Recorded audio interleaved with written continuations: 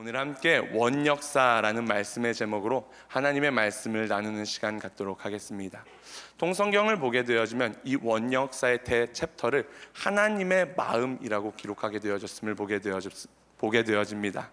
오늘 함께 말씀을 나누며 나아갈 때 이 말씀이 단순히 저희의 지식 가운데 머무는 시간이 아니라 하나님의 마음이 새겨지시는 시간 되시기를 축복합니다. 주님께서는 분명히 말씀하셨습니다. 살리는 것은 영이니 육은 무익하다라고 말씀하셨습니다. 이 시간이 단순히 지식이 쌓이는 저희의 육이 즐거워지는 시간이 아니라 영혼이 소생되어지시는 시간 되시기를 축복합니다. 말씀에 들어가기에 앞서서 원역사가 무엇인지를 먼저 함께 살펴봄이 필요하겠다라는 생각이 들게 되어집니다. 원역사, 원래 역사라는 것은 시간과 배경이 필요한 것입니다. 시간과 배경이 있어야만 역사적 기술이 가능하기 때문입니다.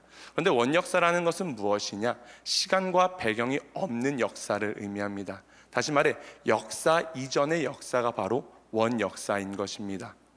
인류의 기원에 대한 이야기를 담고 있는 역사의 이야기가 원역사인 것입니다.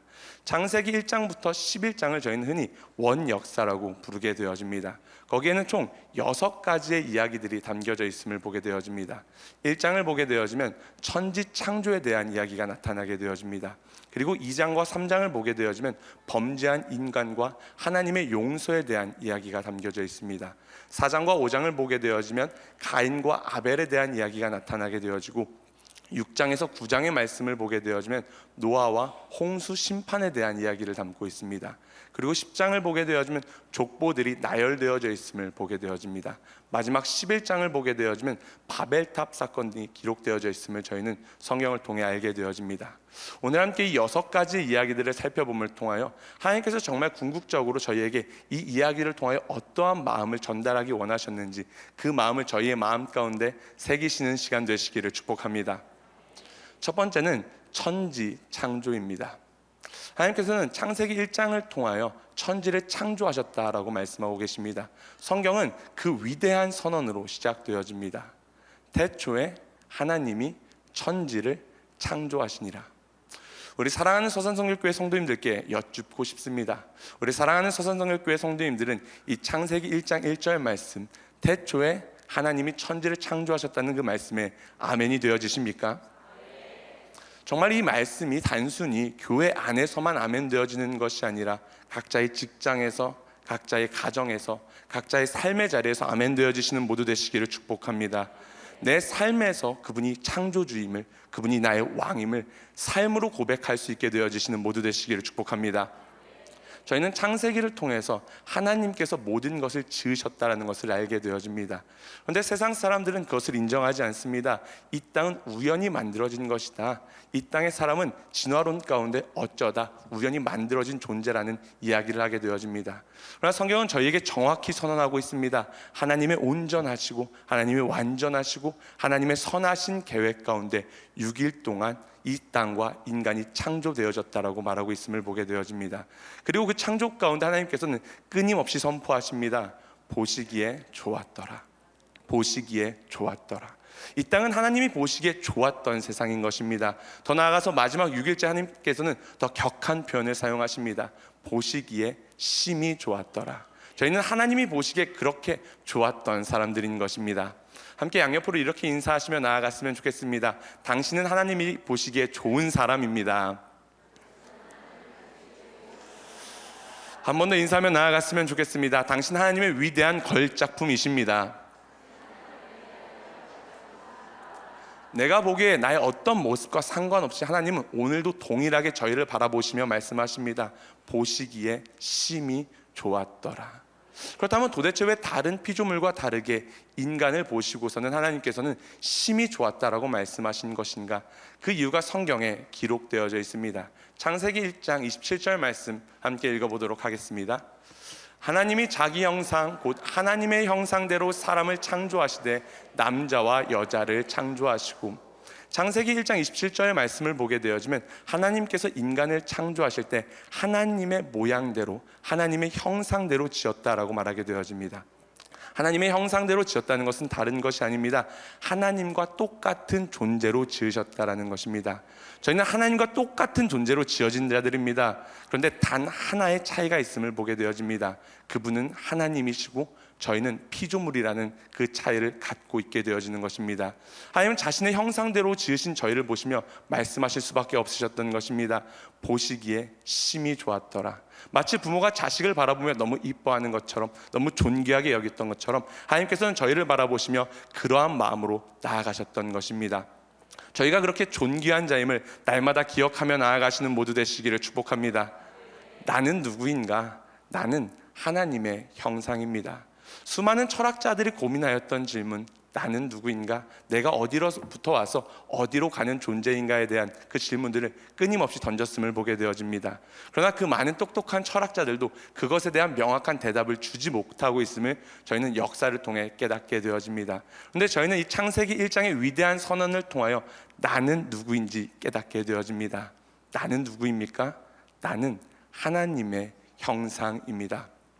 그래서 진짜 나를 알기 위해서는 나를 주목해야 하는 것이 아닙니다. 나의 원형 대신 그분을 알게 되어질 때 진짜 내가 누구인지를 알게 되어지는 것입니다. 이 진리를 아는 자들은 더 이상 나를 고민할 것이 아닙니다.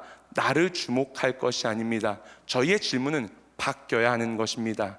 나는 누구인가가 아니라 그는 누구인가. 왜냐하면 그를 알게 되어질 때 진짜 내가 누구인지를 알 수 있기 때문입니다.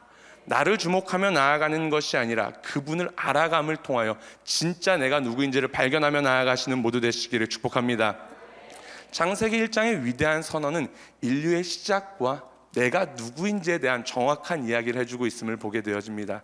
더 나아가 저희가 살아가는 목적과 방향과 하나님께서 우리를 부르신 명령이 무엇인지 또한 말해주고 있음을 보게 되어집니다. 창세기 1장 28절 말씀 함께 읽어보도록 하겠습니다. 하나님이 그들에게 복을 주시며 하나님이 그들에게 이르시되 생육하고 번성하여 땅에 충만하라. 땅을 정복하라. 바다의 물고기와 하늘의 새와 땅에 움직이는 모든 생물을 다스리라 하시니라. 아멘. 하나님께서는 말씀하십니다. 생육하고 번성하고 땅에 충만하라. 다스리고 정복하라. 하나님께서 저희에게 명령하신 것은 그것입니다.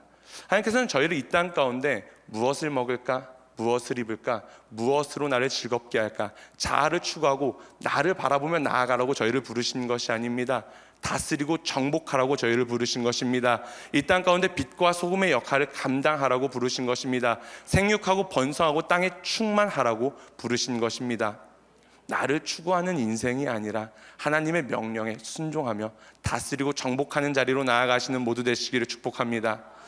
개인적으로 이 말씀을 묵상하며 나아갈 때 하나님께서는 분명히 명령하셨습니다. 이 땅에 충만하라고 말씀하셨습니다. 그런데 이 땅을 바라보며 나아가게 되어질 때 저출산 문제가 참으로 크다라는 것들을 보게 되어집니다. 어찌 보면 이러한 이 사회의 흐름이 하나님의 명령에 복종하지 않는 흐름은 아닐까라는 묵상들을 해보게 되어졌습니다. 단순히 이것이 어떠한 사회적 이슈이기 이전에 영적인 문제일 수 있다라는 것입니다. 하나님은 분명 생육하고 번성하여 땅에 충만하라고 말씀하셨는데 이 시대가 어쩌면 이 사회가 그 말씀에 복종하고 있지 않는 모습은 아닐까 하는 생각들을 해보게 되어진 것입니다. 이것이 단순히 사회적 이슈가 아니라 영적인 문제임을 깨달아 알아가시는 모두 되시기를 축복합니다. 하나님께서는 이 땅을 이렇게 좋은 세상으로 만드셨습니다. 그런데 이렇게 좋은 세상에 죄가 들어오게 되어집니다. 그 결과 점차 무너지게 되어집니다. 그것이 창세기 2장과 3장에 기록되어져 있는 모습입니다. 하나님께서는 아담과 하와를 창조하시고 모든 것을 허락하셨습니다. 그러나 단 하나를 하지 못하도록 경계를 정해놓으셨습니다. 그것이 무엇이냐? 동산 중앙에 있는 선악을 알게 하는 나무의 열매는 먹지 말라고 말씀하셨습니다.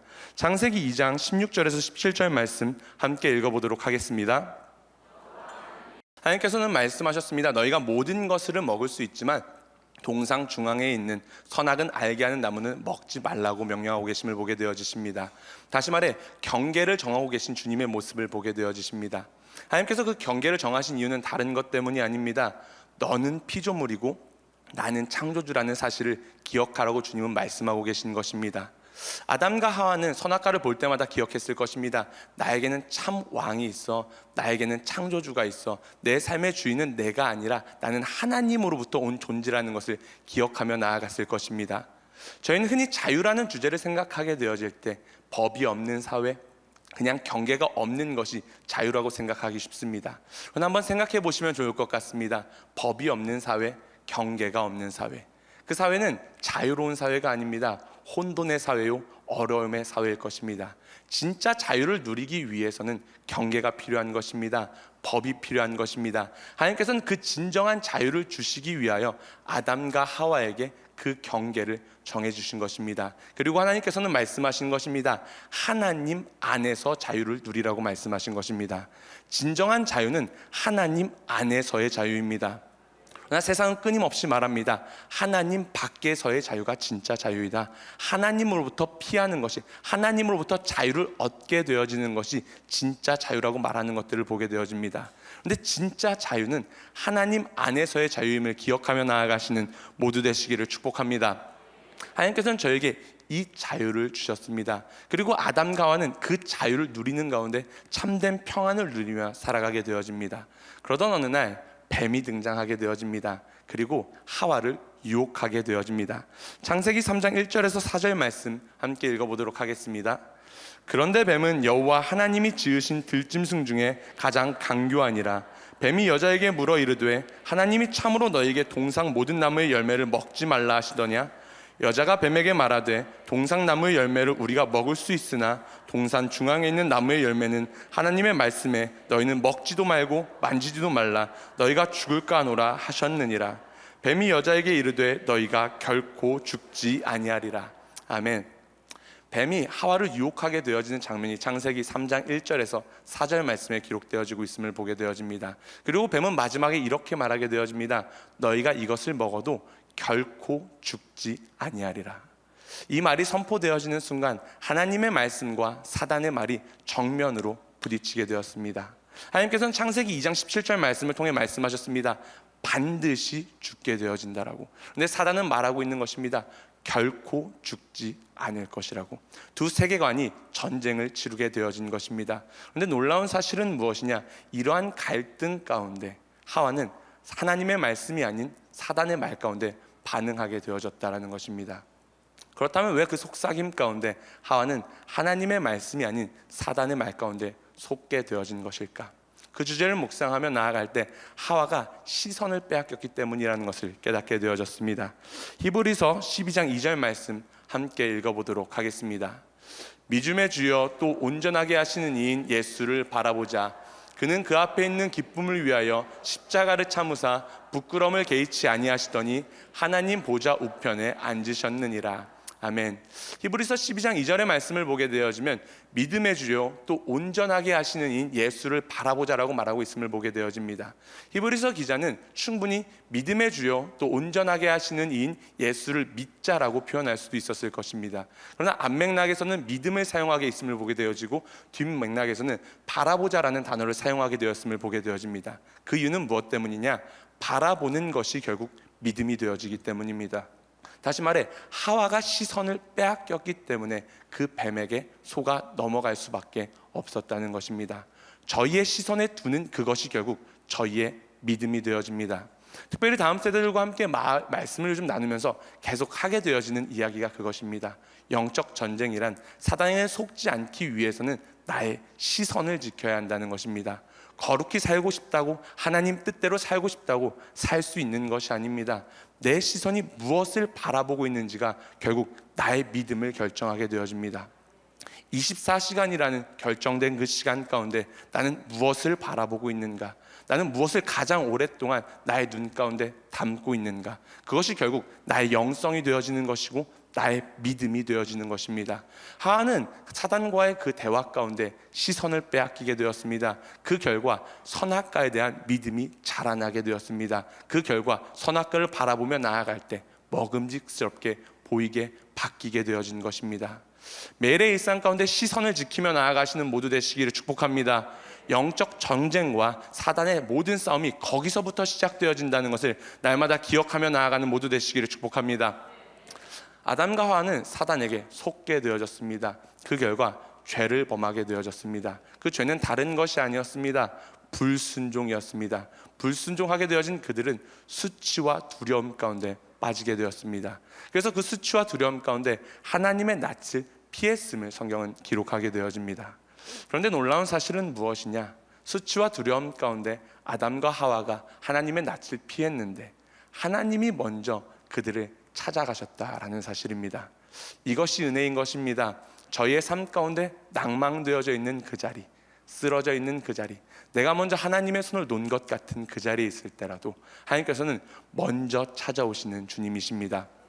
그리고 아담과 하와의 수치를 가려주십니다. 다시 말해 가죽옷을 입혀서 친히 그 수치를 덮어주십니다. 하나님께서 친히 가축을 잡으신, 다시 말해 이 인류 가운데 최초로 희생 제사가 드려진 장면이 바로 이 말씀입니다. 하나님께서는 친히 가축을 잡으심을 통하여 가죽옷을 만드셨고 그것을 통하여 그 값을 지불하게 되어집니다. 히브리서 9장 22절 말씀 함께 읽어보도록 하겠습니다. 율법을 따라 거의 모든 물건이 피로써 정결하게 되나니 피 흘림이 없은즉 사함이 없느니라. 히브리서 기자는 말하게 되어집니다. 피 흘림이 없으면 사함이 없다. 하나님께서는 아담과 하와의 죄를 정결케 하시기 위하여 그 값을 지불하시기 위하여 친히 피를 흘리신 것입니다. 그 결과 그들은 깨끗하게 되어지신 것입니다. 하나님께서는 아담과 하와가 범죄했음에도 불구하고 자신이 친히 그 값을 지불하고 계심을 보게 되어집니다. 그 은혜를 입은 것이 저희입니다. 내가 먼저 범죄했는데, 내가 죄를 지었는데 나를 위하여 예수 그리스도께서 친히 십자가에 달리신 것입니다. 저희가 매일의 일상 가운데 매일에 찬양해야 할, 매일에 감사해야 될 유일한 주제가 있다면 그것은 날 위해 십자가에 달리신 예수 그리스도입니다. 만입이 있어도 저희가 찬양해야 될 유일한 주제가 있다면 그것은 날 위해 십자가에 달리신 예수 그리스도입니다. 날이 갈수록 식어지는 것이 아니라 나를 구원하신 예수 그리스도의 사랑이, 예수 그리스도의 헌신이, 예수 그리스도의 마음이 저희 마음 가운데 부어지시는 모두 되시기를 축복합니다. 이것이 창세기 2장과 3장에 기록되어져 있는 내용입니다. 그리고 4장과 5장을 가게 되어지면 가인과 아벨에 대한 이야기가 등장하게 되어집니다. 아담은 불순종하게 되어집니다. 그런데 4장과 5장을 보게 되어지면 그 죄가 확장되어져 살인으로 나타나는 것을 보게 되어집니다. 인류 최초의 살인 사건이 기록되어진 것이 4장과 5장에 나타나게 되어집니다.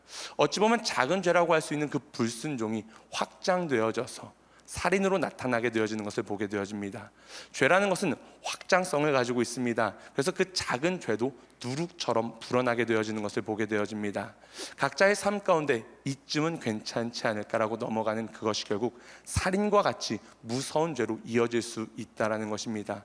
각자의 삶 가운데 죄에 대하여 우리의 마음 가운데 경외함을 가지며 나아가시는 모두 되시기를 축복합니다. 4장과 5장을 보게 되어지면 가인과 아벨의 제사에 대한 이야기가 나타나게 되어집니다. 가인과 아벨이 제사를 드리게 되어지는데 가인의 제사는 하나님께서 받지 않으시고 아벨의 제사는 받게 되어지십니다. 그러한 상황 가운데 가인은 분을 참지 못하여 동생 아우인 아벨을 죽이게 되어집니다.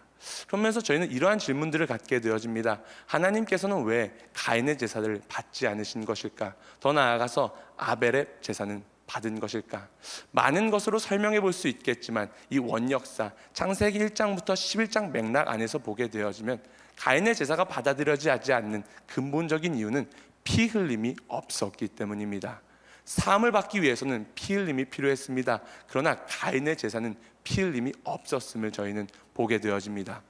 그렇다면 아벨의 제사는 왜 드려진 것일까? 창세기 6장에서 9장의 말씀을 보게 되어지면 노아 때 이후부터 우리가 고기를 먹을 수 있게 되었다는 것을 기록하고 있음을 보게 되어집니다. 다시 말해 가인과 아벨의 맥락에서는 가축을 먹지 않았다라는 것입니다. 그런데 아벨은 그럼에도 불구하고 가축으로 제사를 드리게 되어집니다. 다시 말해 나를 위한 것이 전혀 없고 하나님만을 위한 제사가 바로 아벨의 제사였던 것입니다. 개인의 예배를 살펴보며 나아갈 때 나의 예배는 정말 하나님만을 위한 예배인지를 생각해 보게 되어집니다. 우리 사랑하는 서산성결교회 성도님들의 예배는 어떠한지를 점검해 보시는 모두 되시기를 축복합니다. 나의 예배는 나를 위한 예배인가? 아니면 하나님만을 위한 예배인가? 나도 좋고 하나님도 좋은 예배를 하게 되어질 때가 너무나 많음을 보게 되어집니다. 하나님 앞에 그 구원의 감격이 너무나 감사해서 예배할 때보다 나의 어려움과 나의 삶 가운데 하나님 이것만큼은 해결해 주셨으면 좋겠습니다라는 그 중심으로 나아갈 때가 너무나 많음을 보게 되어집니다. 나도 좋고 하나님도 좋은 예배가 아니라 그 구원의 감격 가운데 날마다 하나님만을 위한 예배를 올려드리며 나아가시는 모두 되시기를 축복합니다. 아담의 때는 불순종, 가인과 아벨의 때는 살인, 그리고 노아의 때를 보게 되어지면 그 악이 사회 전반적으로 퍼지게 되었음을 보게 되어집니다. 더 확장되어지는 모습을 보게 되어집니다. 그래서 하나님께서는 인간을 지으신 것을 한탄하셨다라고 성경은 기록하고 있음을 보게 되어집니다. 창세기 6장 6절에서 7절 말씀 함께 읽어보도록 하겠습니다. 땅 위에 사람을 지으셨음을. 아멘. 하나님께서는 인간을 지으신 것을 한탄하셨다라고 말하고 있음을 보게 되어집니다. 얼마나 그 사회가 악으로 창궐하게 되어지는지를 보게 되어지는 말씀입니다. 그러한 상황 가운데 한 사람이 은혜를 입게 되어집니다. 바로 그 사람이 노아입니다. 성경을 보게 되어지면 그는 당대의 의인이요 하나님과 동행하는 사람이었다라고 기록하게 되어짐을 보게 되어집니다. 하나님께서는 그 노아에게 방주를 지으라고 명령하십니다. 그리고 놀라운 사실은 방주를 120년 동안 노아가 짓게 되어진다는 것입니다. 개인적으로 이 말씀을 묵상할 때마다 참 잘 이해가 되지 않았습니다. 나였다면 12개월은 지을 수 있을까 생각해 보게 되어질 때 12개월도 짓지 못할 저의 모습들을 보게 되어집니다. 12년도 아니고 120년 동안 노아의 어떤 믿음이 있었기에 하나님 앞에 순종하며 나아갈 수 있었을까? 당시 상황까지만 보게 되더라도 단 한 번도 비가 내린 적이 없습니다. 홍수라는 것이 무엇인지를 경험해 본 적이 없는 사회입니다. 더 나아가 배를 져야 한다면 항구와 바다가 있는 주변에 지어야 할 텐데 하나님께서는 산 위에 배를 지으라고 명령하셨습니다. 자신의 이성과 맞지 않는 것들이 계속 나타나게 되어짐을 저희는 보게 되어집니다. 그러면서 이 주제를 묵상하게 되어질 때 그렇다면 도대체 노아는 어떻게 그 120년을 견딜 수 있었을까? 그 120년을 믿음으로 반응하며 나아갈 수 있었을까? 그 주제를 묵상하며 나아갈 때 그 비밀이 창세기 6장 8절 말씀에 있음을 깨닫게 되어졌습니다. 창세기 6장 8절 말씀 함께 읽어보도록 하겠습니다. 그러나 노아는 여호와께 은혜를 입었더라. 저희는 이 말씀을 보게 되어지면 그 창궐한 시대 가운데 노아 한 사람만 은혜를 입어서 그냥 노아가 살게 되어졌다라는 맥락으로 이해되어지는 것이 보편적인 이해입니다. 그런데 이 말씀을 원어로 보게 되어지면 조금 더 확장된 의미가 있음을 보게 되어집니다. 저희 함께 조금 이상한 말이지만 함께 읽어봤으면 좋겠습니다. 시작. 베노하 마사엔 베네트 아도나이. 이것을 직역하게 되어지면 이런 의미를 갖고 있습니다. 베노하, 그러나 노아는 마사헨, 은혜를 발견했다. 베네트 아도나이, 여호와의 눈에서. 직역하면 이러한 의미를 담고 있습니다. 노아가 은혜를 발견했는데 그 은혜를 어디서 발견했냐? 여호와의 눈에서 발견했다는 것입니다. 다시 말해 하나님의 눈과 노아의 눈이 마주하게 되어졌다는 것입니다. 그 순간 무엇을 깨닫게 되었을까? 하나님의 눈물, 하나님의 마음, 이 땅을 심판하시기 원하시는 마음이 아니라 이 땅을 구원하시기 원하시는 하나님의 마음을 발견하게 되었을 것입니다. 그 마음을 깨달은 노아는 그 120년이라는 기간을 견딜 수 있었던 것입니다. 그 120년이라는 기간을 믿음으로 반응하며 나아갈 수 있었던 것입니다. 우리 사랑하는 서산성결교회 모든 성도님들의 삶 가운데 끊임없이 믿음으로 반응해야 하는 순간이 있다면, 내 삶 가운데 이해되어지지 않지만 믿음으로 하나님 앞에 반응하고 싶은 마음이 있으시다면, 정말 노아와 같은 그 믿음을 가지며 하나님 앞에 나아가기 원하신다면 다른 어떠한 것들을 구하며 나아가는 것이 아니라 여호와의 눈에서 그 은혜를 발견하기를 구하며 나아가시는 모두 되시기를 축복합니다. 하나님의 눈과 나의 눈이 마주함을 통하여 하나님의 마음이 나의 마음 가운데 부어지시는 모두 되시기를 축복합니다. 그래서 조병호 박사님은 이 홍수의 사건을 기록하면서 홍수 때 내려지게 된 그 비를 하나님의 눈물이라고 표현하게 되심을 보게 됩니다. 하나님께서 그들을 심판하시기 위하여, 징계하시기 위하여 그들을 다 쓸어버리시기 원하시는 그 마음 가운데 그들을 심판하시는 것이 아닙니다. 악이 창궐하게 되어져 그들을 그대로 내버려 두게 되어지면 스스로 자멸할 수밖에 없는 위기 가운데 놓이게 되었기에 하나님께서는 애끓는 마음을 품고 그들을 심판하실 수밖에 없으셨다는 것입니다. 하나님의 심판 또한 하나님의 사랑을 날마다 기억하며 나아가시는 모두 되시기를 축복합니다. 그것이 저희를 향한 하나님의 마음임을 날마다 기억하며 나아가시는 모두 되시기를 축복합니다. 그러한 상황 가운데 120년 동안 노아는 방주를 짓게 되어지고 그 방주에 노아의 가족만 타게 되어집니다. 그리고 약 1년 10일 동안 그 방주의 생활을 하게 되어지고 땅이 마르게 되어져서 그 노아의 가족들이 나오게 되어짐을 보게 되어집니다. 그리고 노아의 가족들이 가장 먼저 했던 것이 무엇이냐? 제단을 쌓고 예배를 드렸다라고 성경은 기록하고 있습니다. 창세기 8장 19절에서 22절 말씀 함께 읽어보도록 하겠습니다. 땅 위의 동물 곧 모든 짐승과 모든 기는 것과 모든 새도 그 종류대로 방주에서 나왔더라.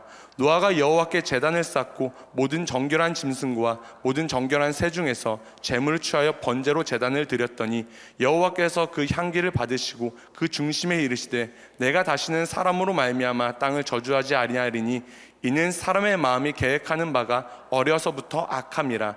내가 전에 행한 것 같이 모든 생물을 다시 멸하지 아니하리니 땅이 있을 동안에는 심음과 거듭과 추위와 더위와 여름과 겨울과 낮과 밤이 쉬지 아니하리라. 아멘. 노아는 그 방주에서 나오자마자 제단을 쌓고 예배를 드렸다라고 성경은 기록하게 되어집니다. 그리고 그 예배를 받으시고 하나님께서는 다시 이러한 것으로 너희를 심판하시지 않겠다라고 약속하고 있음을 보게 되어집니다. 더 나아가서 하나님께서는 그 상황 가운데 이제는 더 이상 너희가 그 저주 안에 놓이게 되었으므로 심음과 거듭과 추위와 더위와 여름과 겨울과 낮과 밤이 쉬지 않게 되어질 것을 말하게 되어집니다. 다시 말해 노아의 홍수 이후에 계절이라는 것이 생겼음을 저희는 성경을 통해 알게 되어집니다. 하나님께서는 노아는 이 상황 가운데 또 다시 노아는 이러한 하나님 앞에 제사를 드리게 되어지고 그 상황 가운데 하나님께서는 다시 노아에게 복을 명령하심을 보게 되어집니다. 창세기 9장 1절 말씀 함께 읽어보도록 하겠습니다. 하나님이 노아와 그 아들들에게 복을 주시며 그들에게 이르시되 생육하고 번성하여 땅에 충만하라. 하나님께서는 그 예배를 받으시고 다시 복을 명령하시는 장면을 보게 되어집니다. 그리고 창세기 10장의 말씀을 보게 되어지면 족보가 나열되게 되어지는데 그 족보가 하나님의 그 복을 명하신 성취임을 저희는 깨닫게 되어집니다. 그 족보 이야기가 단순히 지루한 이름의 나열이 아니라 하나님께서 창세기 9장 1절에서 약속하신 복을 명하신 그 약속이 성취되었다는 것을 나타내주는 말씀이 창세기 10장의 말씀입니다. 모든 것이 끝나게 되었습니다. 그리고 하나님께서 다시 복을 명령하십니다. 생육하고 번성하고 땅에 충만하라. 그 말씀이 10장을 보게 되어지면 성취되었음을 보게 되어집니다. 그런데 놀라운 사실은 무엇이냐? 인간들이 충만케 되어졌습니다. 그리고 인간들이 또 모여서 하게 되어지는 것이 무엇이냐? 죄를 짓고 하나님을 떠나는 것임을 나타내주고 있습니다. 성경은 그것을 바벨탑 사건이라고 기록하고 있습니다. 창세기 11장 4절 말씀 함께 읽어보도록 하겠습니다. 또 성읍과 탑을 건설하여 그 탑 꼭대기를 하늘에 닿게 하여 우리 이름을 내고 온 짐에 흩어짐을 면하자 하였더니, 창세기 11장 4절의 말씀을 보게 되어지면 그 많아진 사람들이 또 하나님을 대적하는 모습을 보게 되어집니다. 개인적으로 이 말씀을 묵상하며 나아갈 때 이들이 꼭 나의 모습과 같다라는 생각이 들었습니다. 틈만 나면 하나님의 영광을 가로채려고 하는 저의 모습들을 보게 되어집니다. 더 나아가서 틈만 나면 내가 신이 되어지고 싶은, 하나님의 자리에 올라가고 싶어하는 그 마음을 보게 되어집니다. 그런데 놀라운 사실은 무엇이냐? 그 끊임없는 반복 가운데 하나님께서는 성경을 통하여 다시 허무시고 다시 세우시는 모습을 보게 되어진다라는 것입니다. 이것이 원역사에 나타나는 6가지 이야기입니다. 저희는 이 원역사를 통하여 인류의 기원에 대한 이야기를 알 수 있게 되어집니다. 내가 누구인지를 깨닫게 되어집니다. 하나님께서는 우리에게 무엇을 명령하셨는지를 깨닫게 되어집니다. 더 나아가서 하나님의 신실하신 사랑을 깨닫게 되어집니다. 남은 한 주간을 살아가는 데 있어서 내가 하나님의 형상임을 기억하며 나아가시는 모두 되시기를 축복합니다. 더 나아가서 저희를 부르신 목적이 무엇을 먹을까, 무엇을 입을까, 무엇으로 나를 즐겁게 할까, 나를 추구하는 인생이 아니라 다스리고 정복하는 인생으로 부르셨다는 것을 기억하며 나아가는 모두 되시기를 축복합니다. 더 나아가서 내가 날마다 하나님의 자리를 탐하는 자림을 기억하며 바울이 말했듯이 날마다 죽으며 나아가는 모두 되시기를 축복합니다. 하나님께서는 그래서 말씀하셨던 것입니다. 너희가 나를 따라오려면은 나 죽은 십자가를 지고 날마다 자기를 부인하고 나를 따라와야 한다고. 왜냐하면 저희의 마음 가운데 끊임없이 하나님이 되고자 하는 그 아담의 생명이 있기 때문입니다. 한 걸음 한 걸음 걸을 때마다 나를 주장하고 싶은 나의 모습들을 보게 되어집니다. 하나님도 영광받고 나도 영광받고 싶은 모습들을 보게 되어집니다. 예전에 그랬던 추억이 있습니다. 한참 은혜를 받게 되어져서 교회 청소를 열심히 하던 시즌이 있었습니다. 아무도 모르게 특별히 새벽 예배 시간에 청소를 하였습니다. 왜? 하나님과 나만 알고 싶은 그 추억을 쌓고 싶은 마음이 있었기 때문입니다. 그런데 남들이 지나가면 나도 모르게 이거 내가 치웠는데 말하고 있는 저의 모습들을 보게 되어집니다. 누군가 그것을 알아줬으면 좋겠고 하나님만 아시기 원하는 것이 아니라 나도 그 영광 가운데 동참하고 싶은 마음들을 보게 되어진다는 것입니다.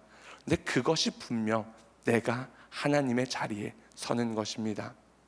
하나님은 그것 때문에 십자가에 달리신 것입니다. 남아있는 한 주간을 살아갈 때 나도 좋고 하나님도 좋은 인생이 아니라 나를 구원하신 그 하나님의 십자가의 사랑으로 인하여 하나님만을 위하여 살아가시는 모두 되시기를 축복합니다. 그런데 분명한 사실은 무엇이냐? 그것은 내가 알고 싶다고 알 수 있는 것은 아니라는 사실입니다. 날마다 그 은혜를 구하며 하나님, 당신의 눈을 마주함을 통하여 그 당신의 마음이 나의 마음 가운데 부어지게 해달라고 그것들을 구하며 나아가시는 모두 되시기를 축복합니다.